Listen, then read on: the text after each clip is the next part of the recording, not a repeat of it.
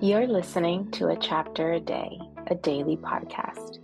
The Bible comes alive as we read a chapter out loud each day. Hello, good afternoon. It's time for a chapter a day, and it's July 11th. So we're reading the 11th chapter of Matthew. And here's what it says. The subtitle is Jesus and John the Baptist. After Jesus had finished instructing his 12 disciples, he went on from there to teach and preach in the towns of Galilee. When John heard in prison what Christ was doing, he sent his disciples to ask him, "Are you the one who was to come, or should we expect someone else?" Jesus replied, "Go back and report to John what you hear and see. The blind receive sight, the lame walk, those who have leprosy are cured, the deaf hear, the dead are raised, and the good news is preached to the poor. Blessed is the man who does not fall away on account of me." As John's disciples were leaving, Jesus began to speak to the crowd about John. "What did you go out into the desert to see? A reed swayed by the wind? If not, what did you go out to see? A man dressed in fine clothes? No, those who wear fine clothes are in kings' palaces. Then what did you go out to see? A prophet? Yes, I tell you, and more than a prophet.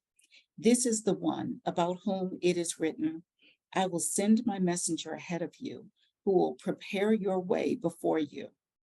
I tell you the truth. Among those born of women, there has not risen anyone greater than John the Baptist.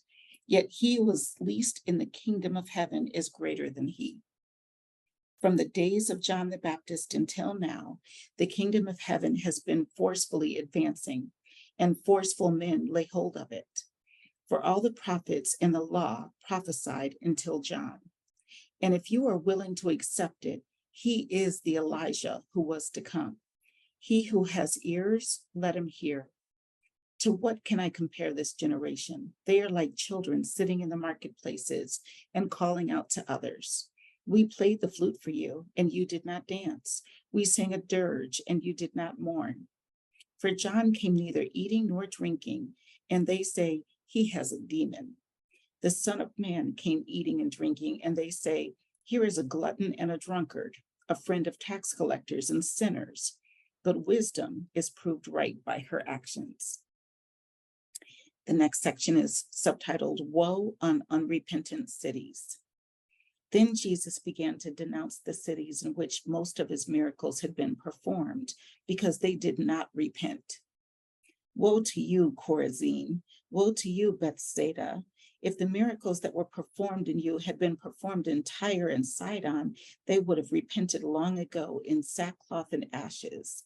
But I tell you, it will be more bearable for Tyre and Sidon on the day of judgment than for you. And you, Capernaum, will you be lifted up to the skies? No, you will go down to the depths. And that's the Hades word, Greek Hades word, depths. If the miracles that were performed in you had been performed in Sodom, it would have remained to this day. But I tell you that it will be more bearable for Sodom on the day of judgment than for you. And then finally, this last section of chapter 11 of Matthew is rest for the weary. At that time, Jesus said, I praise you, Father, Lord of heaven and earth, because you have hidden these things from the wise and learned and revealed them to little children.